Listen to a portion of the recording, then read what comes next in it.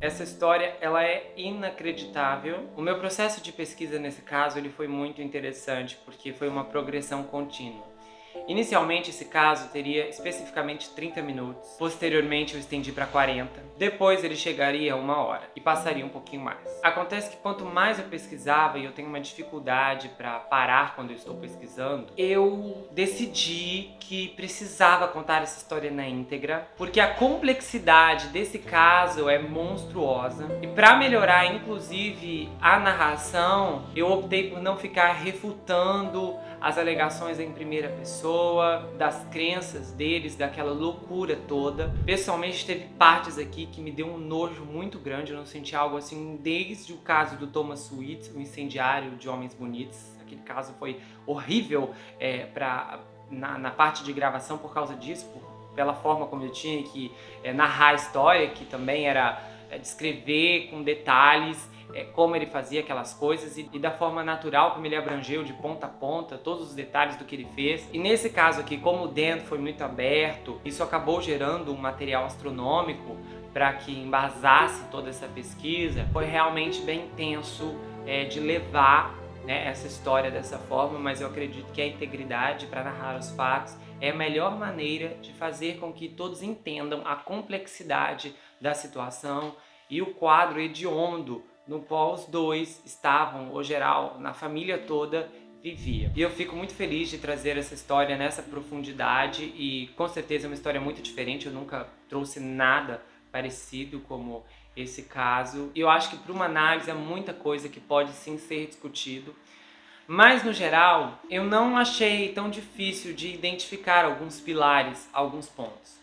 Porque o que eles fizeram foi muito sem sentido, e embora eles foram alimentados por um fanatismo religioso extremo, ilusões de grandeza e uma educação distorcida pela violência, eu concluí que o que havia de diferente no Ron e no Dan não foi que eles eram loucos, mas é que eles eram sociopatas e narcisistas extremos, sem empatia e com ideias grandiosas.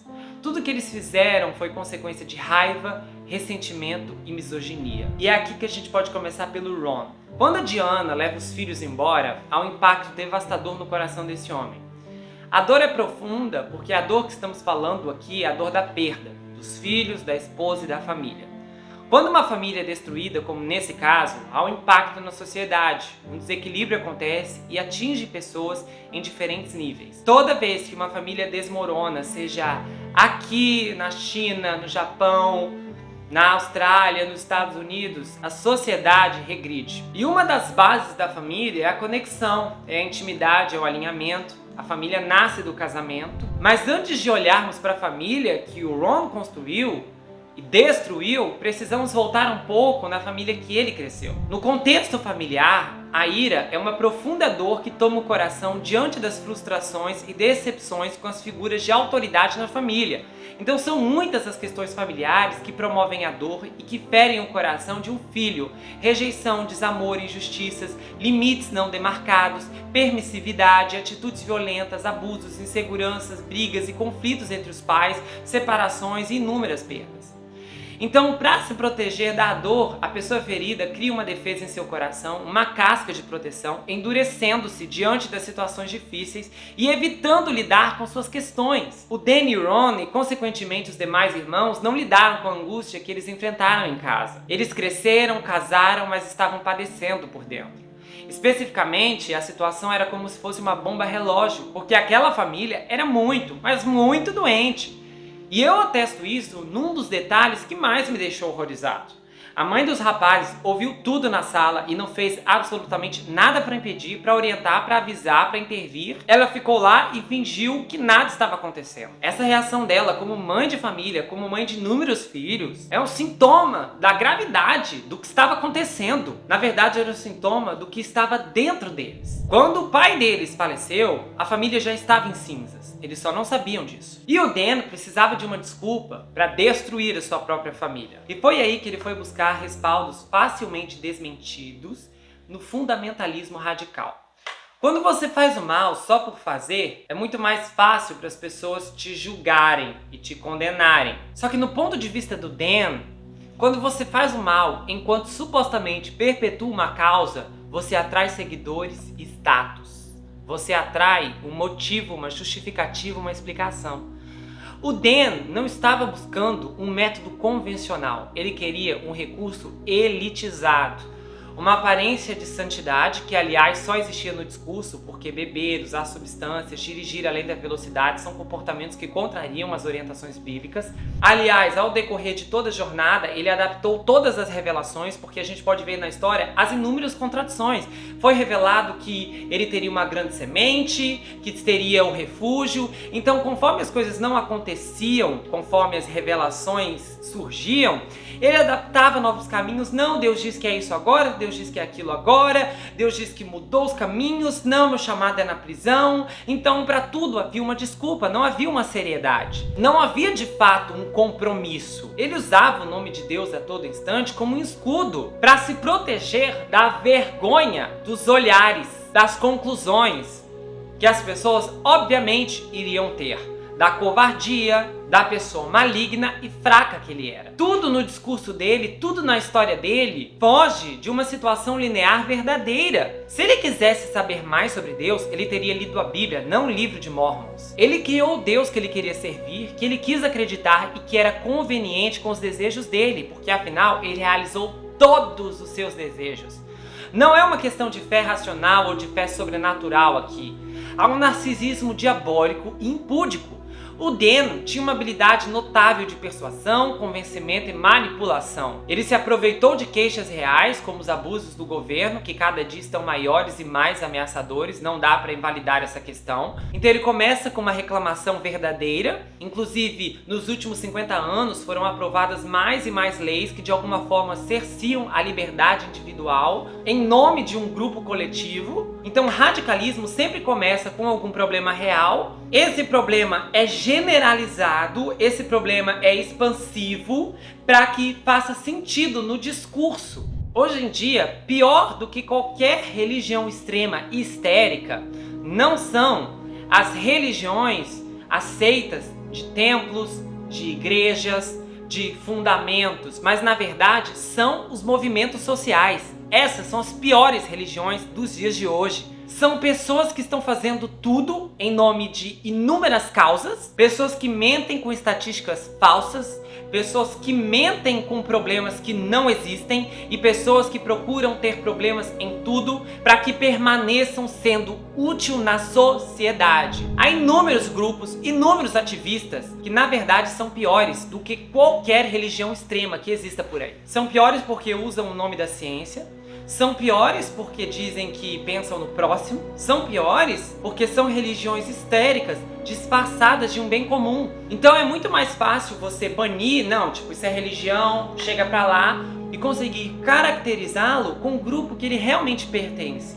Porque antigamente, por mais que elas atraíssem multidões, e algumas atraem até hoje, elas rapidamente eram identificadas no campo da religião. Então era mais difícil de se infiltrar na sociedade como um todo. Os extremistas, eles evoluíram e eles decidiram sair do contexto religioso. Então não se usa mais Deus como bandeira das causas, mas se usa a natureza, se usa o ser humano, se usa os direitos de fulano, de beltrano, de um grupo, de um indivíduo. E aí eles vão forçando as pessoas a aceitarem o que eles querem, a comerem o que eles querem, a ouvirem o que eles querem, a apoiar o que eles querem e ai de quem falar alguma coisa. Há um novo tipo de extremismo nos dias de hoje. E o maior perigo não está mais em quem usa o nome de Deus. Está em quem usa as bandeiras da igualdade e de um mundo melhor. Eu não acredito que o Dan, de fato, tem uma fé ou que ele acha que fala com Deus. Para mim, o Dan sabe que fala com ele mesmo. Quando o irmão dele disse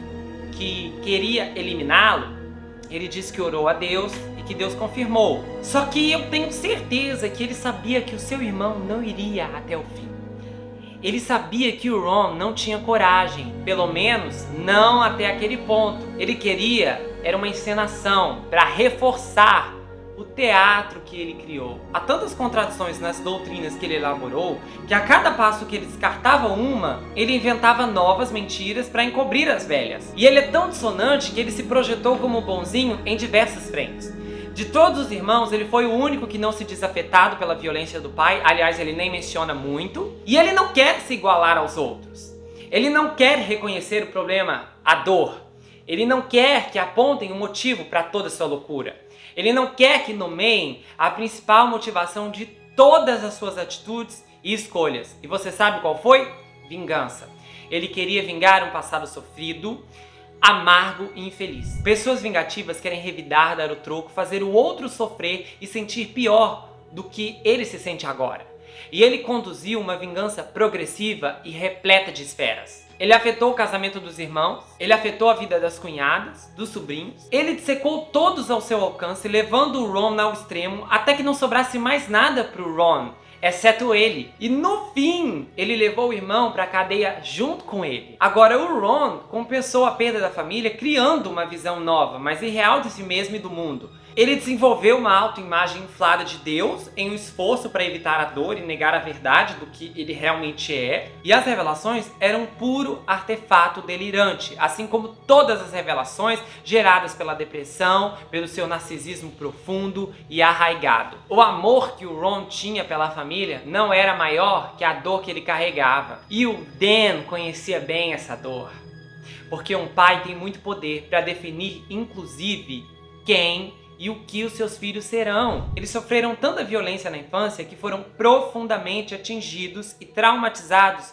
por tudo o que aconteceu. Pessoas feridas ferem os outros e o Dan achou um meio de ferir a todos. Ele especificamente conseguiu manipular todos os seus irmãos porque ele sabia a língua que ele precisava falar para mexer com cada um deles. Ele conhecia o passado, ele sabia o que eles viveram. Em um grupo onde pessoas carregam o mesmo trauma, o dominante entre eles vai ter poder de liderá-los através da dor, no caminho que ele quiser. O Dan simplesmente construiu uma família e em algum momento ele se deu conta que aquilo ali não era suficiente, que aquilo ali não parava o que ele estava sentindo dentro de si. E enquanto ele começou a cruzar o seu próprio caminho, ao mesmo tempo o Ron estava prestes a chegar no colapso pelas condições financeiras terríveis. Então ele não queria perder tudo daquela maneira, ele não queria perder tudo por causa do governo, por causa do banco. Então o Dan conseguiu convencê-lo a perder tudo através da sua maneira. Se você tem que perder, então perca do seu jeito. Em algumas pessoas, uma mesma situação pode afetar várias pessoas de formas diferentes. Às vezes você pode passar por uma situação horrível e lidar de uma forma mais tranquila, mais suave com aquilo. E uma outra pessoa pode passar por essa mesma condição e não conseguir superar essa dor. Quando não há uma superação, a dor tende a ficar maior, maior e maior. E quanto mais espaço ela ocupa, mais forte ela fica para dominar os pensamentos. O tempo passou, mas o problema não resolveu, porque o tempo não cura as feridas. Quando esses homens na casa dos 40 anos se deram conta que a vida que eles tinham não era bastante, não era suficiente, que o que aconteceu com eles era absurdo demais para deixar para lá, um precisou de um empurrãozinho para se transformar em um monstro do dia para a noite. A esposa do Ron relatou quando ele passou pela porta naquela noite, ele era outra pessoa. E aí alguém pergunta como pode haver uma transformação tão instantânea? E a explicação ela é simples.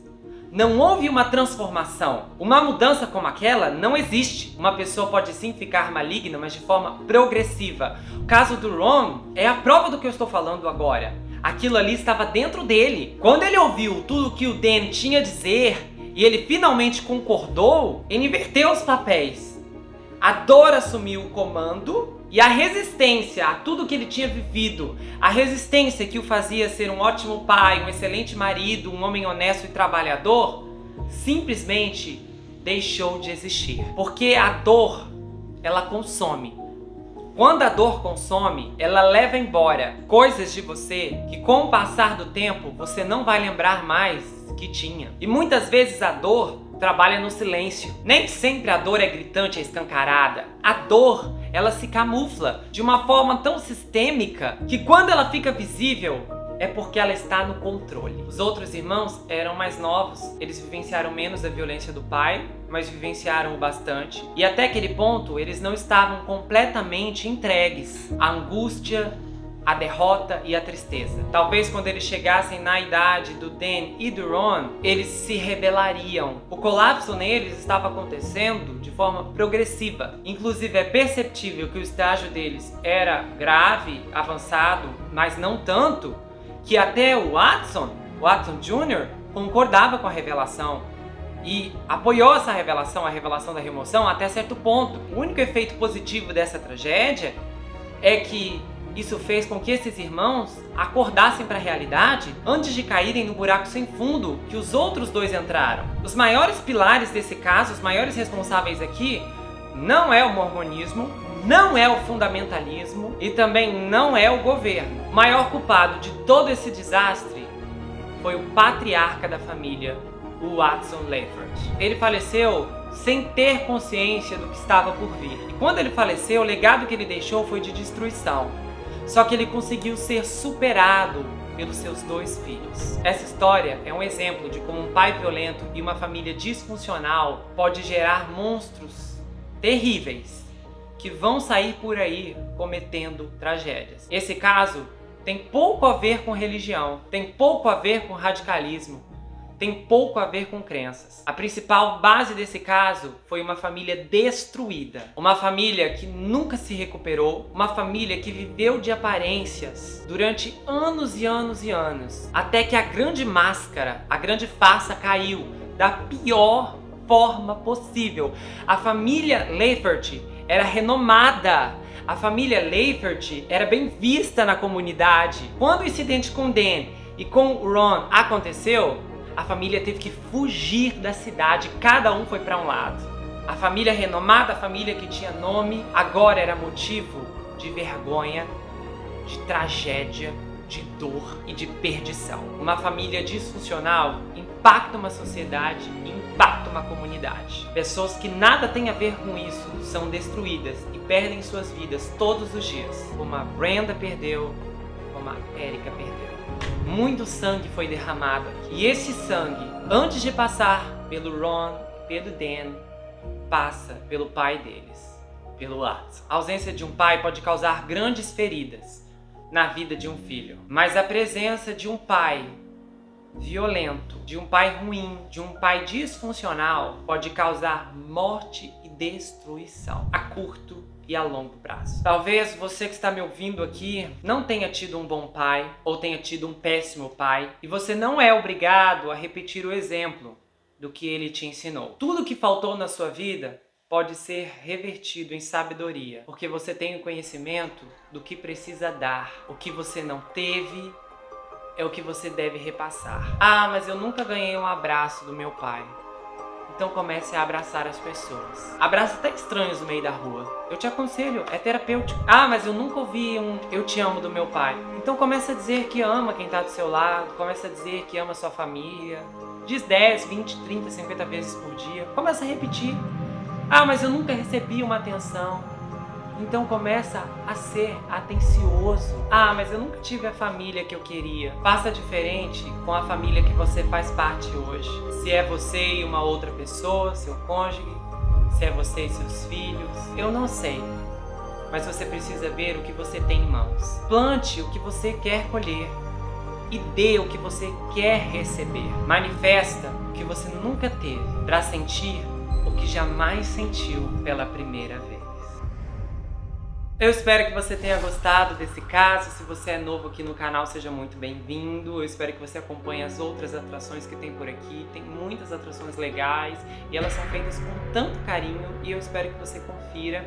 Esse caso ele foi bem intenso, foram mais de 10 horas de gravação e eu espero que você possa ser beneficiado de alguma forma com a profundidade dessa história e com os meus comentários finais também. Se você quiser saber mais sobre mim, conheça meu livro, Perfeito Estranho. Você pode adquirir pelo meu site, o livro vai autografado se você quiser. Ele conta a história de um rapaz chamado Jack Wilbur, que se vê preso em uma terrível maldição hereditária enquanto ele enfrenta um serial killer que pode estar escondido em sua própria casa. O livro pode ser enviado para qualquer lugar do Brasil, em qualquer lugar do mundo onde você estiver. Você pode me seguir no Instagram, você pode entrar no meu grupo no Telegram, eu tenho um canal de cortes, Gustavo Negreiros, onde as análises dos casos são reportadas e são postadas por lá. Dá um like nesse vídeo, é muito importante porque isso ajuda na divulgação e eu preciso da ajuda de vocês para o canal crescer. Inscreva-se no canal e comenta aqui embaixo, pode ter certeza que eu vou responder você com muito carinho. A gente se vê no próximo caso e não se esqueça que aqui você sempre vai ter um amigo. Até mais, pessoal!